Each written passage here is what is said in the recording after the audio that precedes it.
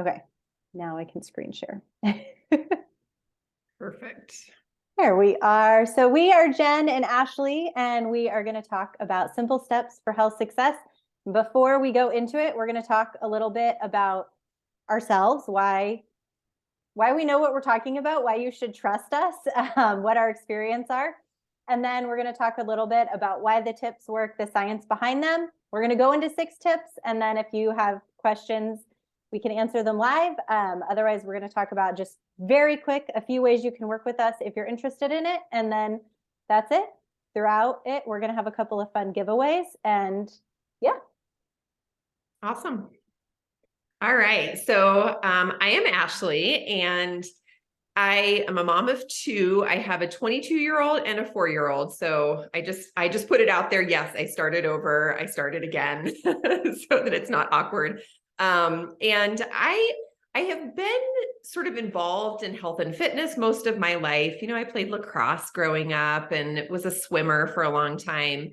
But it has never been a major piece of my life. And when I had my daughter, my 4-year-old, I really struggled a lot with postpartum depression. And I couldn't find a way out. And I was overweight, and I was obviously very depressed. I had a lot of anxiety, and I just knew that I needed an outlet. And at the time, my husband was actually doing Beachbody programs, Now Body. And I remember thinking, you know what? That seems pretty doable. If all you have to do is like press play and somebody tells you what to do on your workout video, I can probably do that. And at that time in my life, I really just needed that much guidance and that much hand holding, somebody to say, here, do this. This is all you have to do. And then you're done for the day. I also struggle with multiple autoimmune issues. The biggest one is that I have Hashimoto's and hypothyroidism, which is a thyroid issue. And along with that, I have a lot of gut health issues. And so throughout this journey of like getting back into health and fitness and really making it a priority in my life, I have learned a lot in that journey of managing my own personal health, and ultimately have taken that so that as a full-time job, I am a health coach for for women primarily who do struggle with thyroid issues and gut health issues.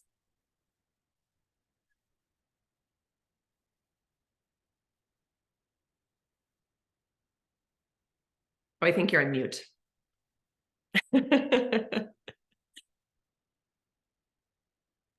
I muted myself in case kids came up, and then it wouldn't let me unmute. Okay, so now let me get back. Okay, I'm Jen. I am a later in life runner. So I started running in my mid-20s. I had always loved watching runners, but it was never something that I thought I could do. I can still very clearly remember being a freshman in college, and my roommate, who was, I'm like 5'6", she was like 4'10" on a good day, was like, let's go for a run around our campus. Our campus was maybe 0.6 of a mile long. We ran, and I went, oh my gosh, I will see you later. And I walked up to our dorm, and she ran a couple more laps, and I was done. So I'm not naturally a gifted person in the sport.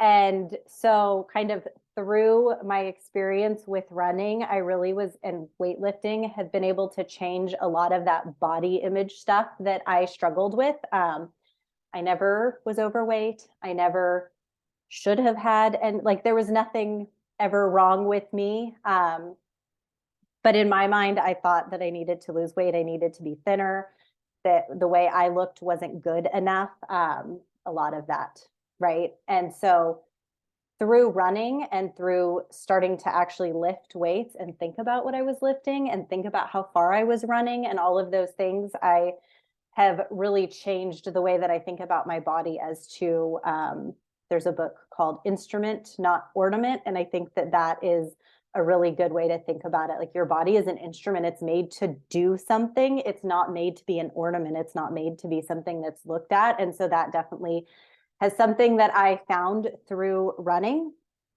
I have two kids. I have a almost 4-year-old and a 6-year-old.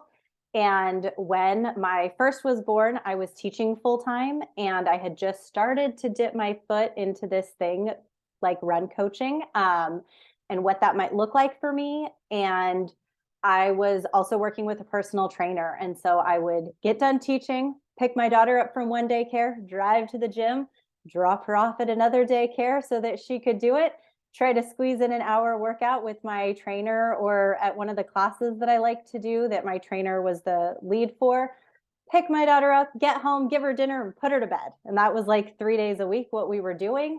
Um, and I loved the trainer that I worked with so much that it was worth it. And when my daughter was about 6 months old, my coach was relocated. Her husband was in the military. They were relocated to the other side of the country. I'm in San Diego. She was relocated to North Carolina. And I kind of went out of bitterness. I was mad she was gone. Thank you very much. I'm done with that commute of everything. And so I started doing that at home strength programs with Body and kind of stuck with them until now and haven't.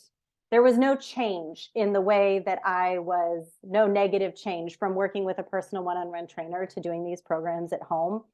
I was able to get stronger than I was then. I can lift more, if not now, than I could then. And I can run a whole lot more because I'm designing the programs around my running and making it work with my running.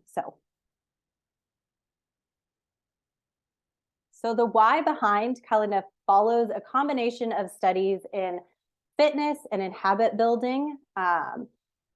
It's not just one. There's literally hundreds of studies that we could cite that talk about how important each of those things is to the tips that we have. So the main ideas behind them is that consistency is better than perfection, that they're sustainable over time, even with a family and a busy life, like Ashley and I have both talked about. We have kids, we have jobs, we have all of the things going on. If you, before we started recording, we were talking about our husbands inviting people to dinner with leftovers.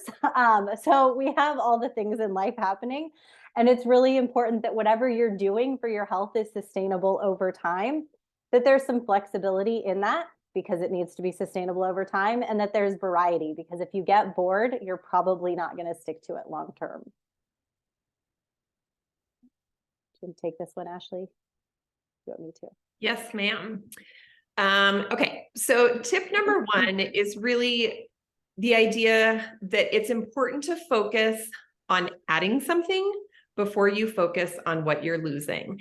And I know Jen would echo this too. Like, one of the things that I've learned in my whole health journey, my wellness journey, trying to take care of my autoimmune issues, is that if you really get your mindset in the right place, it makes it a lot easier to get on board with some of the things that you can be doing that make your life a little bit better.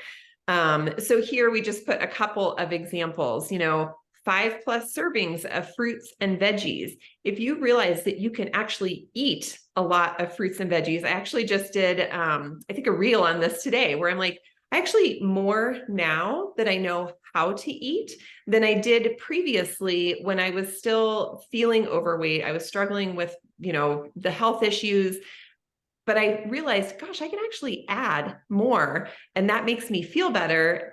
And then mentally, I'm more on board with the fact, like, oh, okay, I'm actually eating a ton of veggies. I'm really full. I feel really satiated. I don't feel deprived. Adding water. Water is an easy thing to add to your day. And I actually, if you have an Apple Watch or you have a phone that has a timer on it, which most of us do anymore, just set a timer and remind yourself every hour to drink some water. It's really easy to do, but you're adding in something that will help you to get where you want to be and you don't feel deprived. Supplementation that's fun. Something that I added in a couple of years ago was Shakeology, which is it's like a superfood shake. And for me, I really love, love, love chocolate. I just love it. I still to this day will not give up chocolate. I've changed what kind I eat, but I won't give it up. And so for me, having a Shakeology right after dinner is actually the best dessert that I can have. I can make it frozen. I can make it like a pudding. I can just drink it if I'm on the go. Really easy to eat. And again, I'm adding in things that help my body and help me feel more nourished and don't make me feel deprived. And so that's a really good way to like keep some sustainability on your journey. You know what else that reminded me of, Ashley, when you were saying it, is like my kids' gummy vitamins. Like every day, they're super excited about them and they know the ones they like. Like we recently, because it was whatever Costco had, got the smart vitamins or something, and they do not like those. Nope. But the Ollie vitamins, which is what we usually get at Target, they love them. And so it's like they get excited and they know, which is so silly. But I think in a lot of ways we can like learn to be more like our kids, right? And find those small moments of joy in adding things to our life. For sure. For sure. The second step is to get consistent. And my favorite kind of, everybody knows you're supposed to be consistent in if you're working towards a goal, right? But the thing that people don't talk about is that consistency looks different in different periods of your life. So it might be that right now you are really overwhelmed with life and you're in a season where you can't commit to 5 days a week, or you can't commit to a real training program or what you think a training program looks like or what you think you should be doing. But maybe you just go for a walk 3 times a week for 15 minutes a day, and that's where you start. It's a lot easier once you've built the habit to add on 5 or 10 minutes, or to, instead of making it a walk, make one a run, or make two a run, eventually get to a run, or change one of those walks to a strength program or whatever it might be. But if you build up that consistency, you're building the habit and you're slowly feeling those wins. So figure out what your baseline is right now. So right now, is it, what can you commit to that you know you're going to show up for yourself at? And then build that consistency muscle, flex that. And once you feel good about that, again, studies will tell you that it's anything from 1 week to 6 months for it to really truly be a habit. I think 3 weeks is good. It's long enough that you like kind of are like, okay, you feel that you're winning. So get those 3 weeks in and then add something or change something, figure out what that next step is. Like, okay, now I can do this. And when life gets crazy again, no, you can always go back. In running, we think about this in a training plan, right? You're not in season all the time. You train for 3 or 4 months for a race, and then you have an off season for a reason, because you can't keep up a half marathon or a marathon training plan all the time. One, your body would just be really angry and you'd get injured all the time.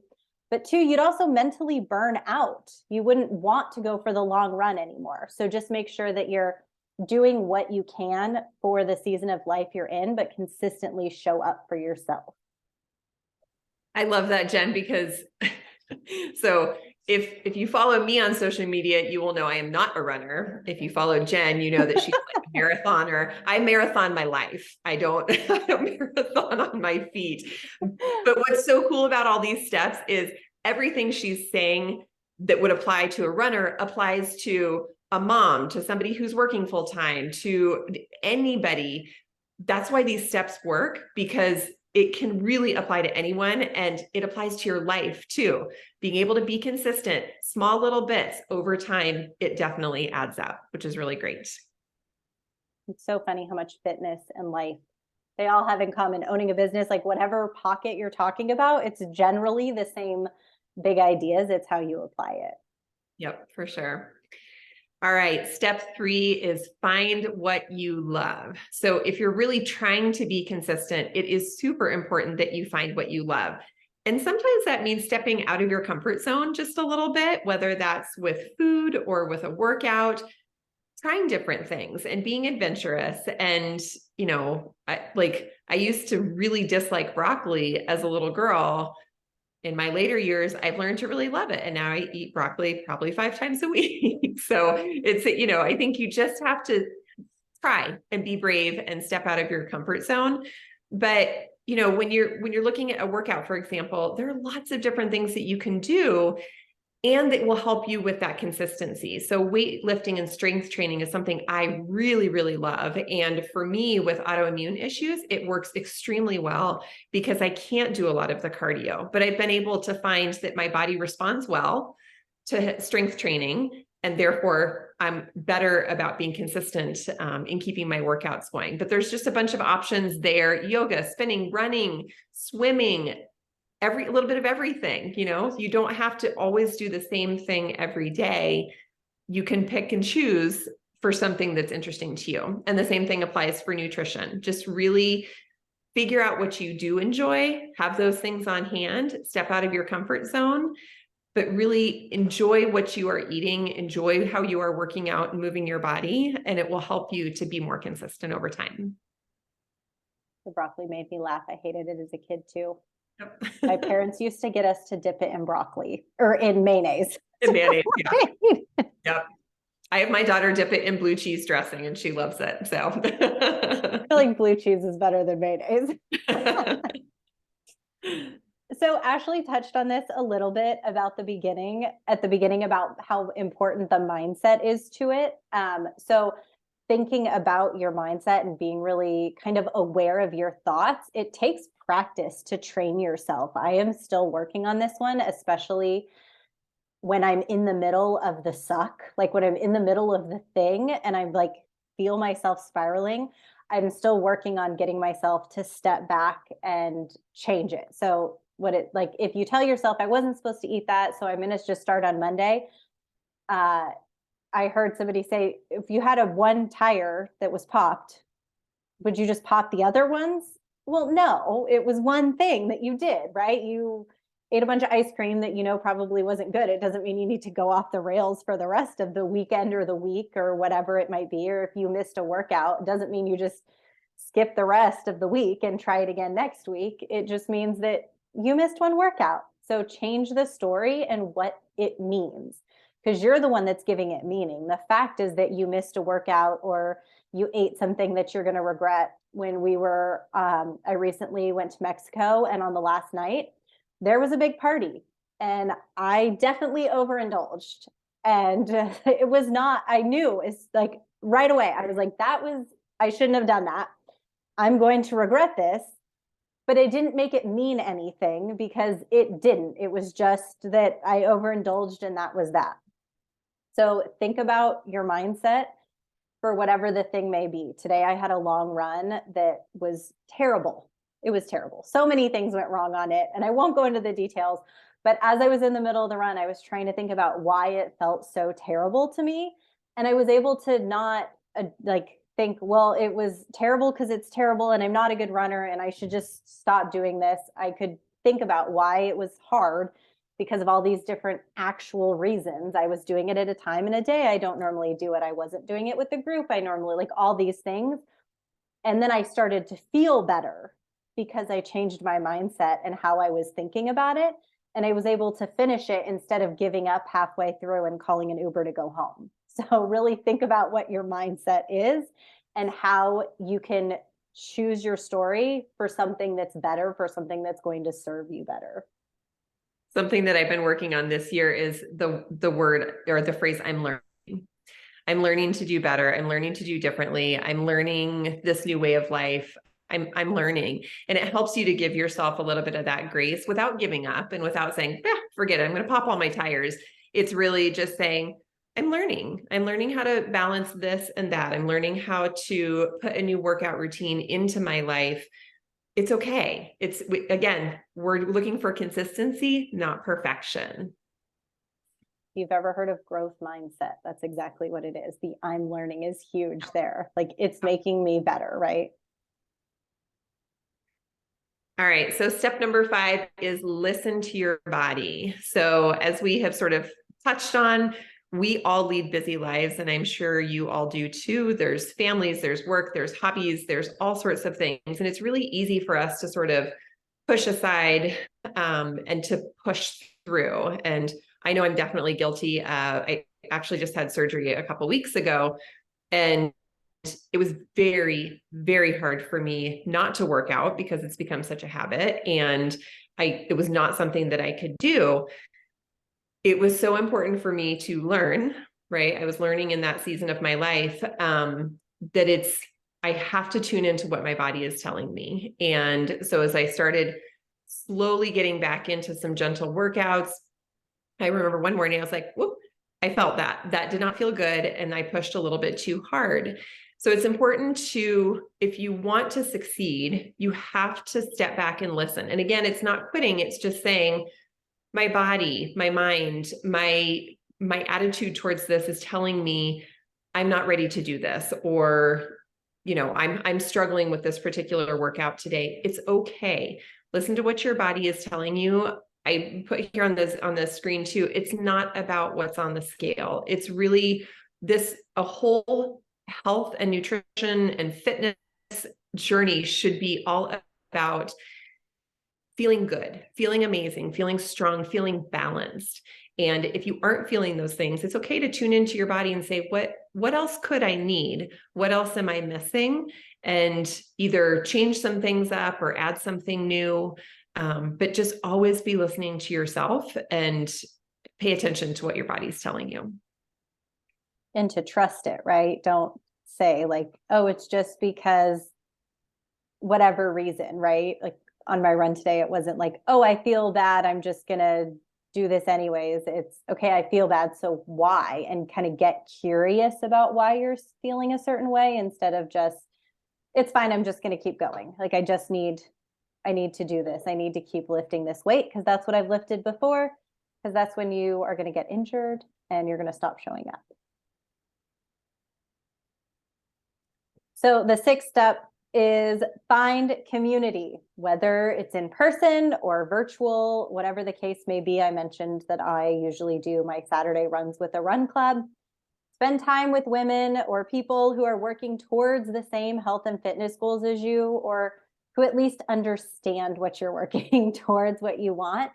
You keep each other accountable and it makes it more fun. If you know somebody else is going to check on you or pay attention to you, notice that you're not there, it's going to force you to start showing up. It also just, how often do we just want to be seen? And so knowing that you're seen, that somebody sees you, helps you keep showing up. And then you in turn want to do the same for them, right? So it breeds even more community in and of itself. And I always find after a hard workout, one of our trainers says this all the time. She's like, you never run around and brag to people like, oh, that was the easiest workout I've ever done in my life. And I don't feel like I, got anything out of that workout.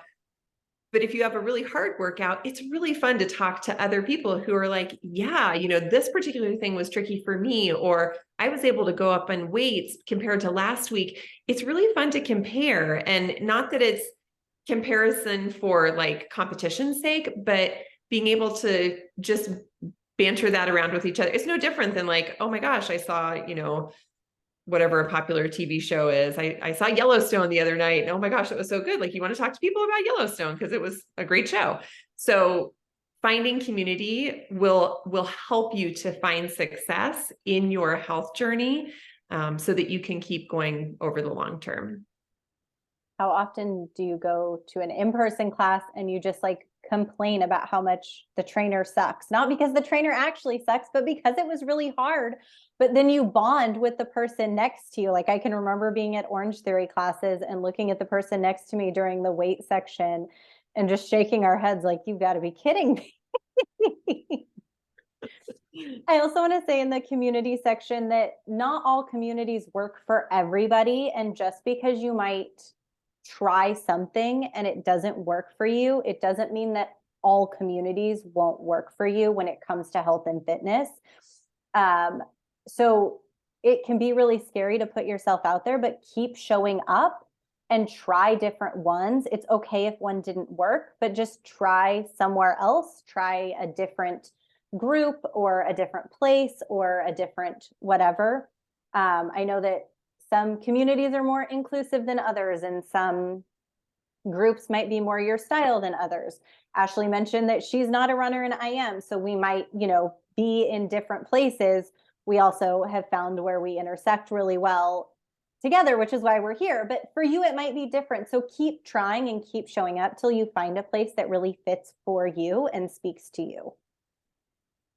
Yeah, you will not find me on a 13-mile fun run.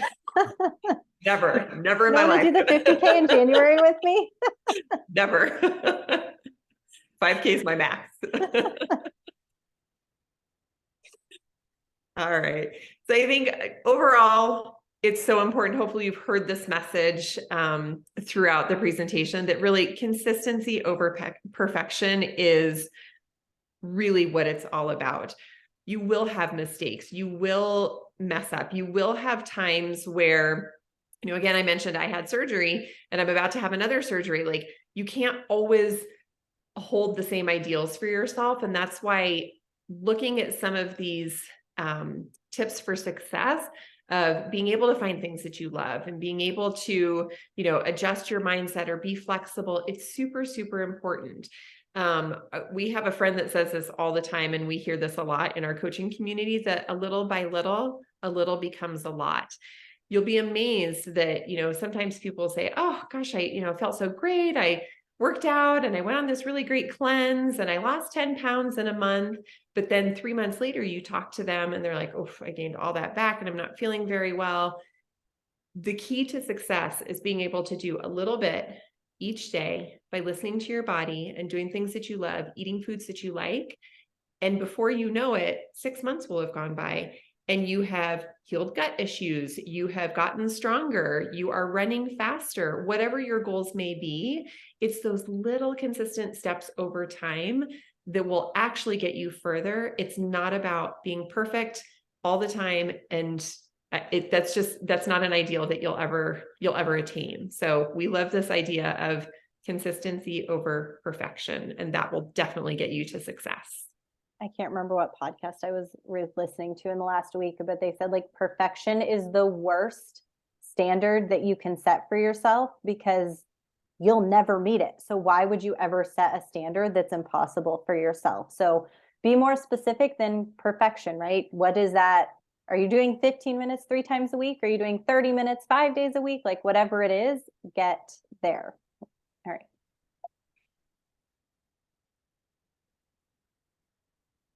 So just a quick, at the end, if you want to chat more about all things health and fitness, we do, at the beginning, we mentioned we are both in the health and fitness industry and world, and we would love to talk more. Actually, do you want to talk about it? What's that? I said, do you want to talk about it a little bit? Yeah, sure. So like I said in the beginning, I work specifically with women who are struggling. I like to work with the women who raise their hand and say, I have tried everything to lose weight and I just can't.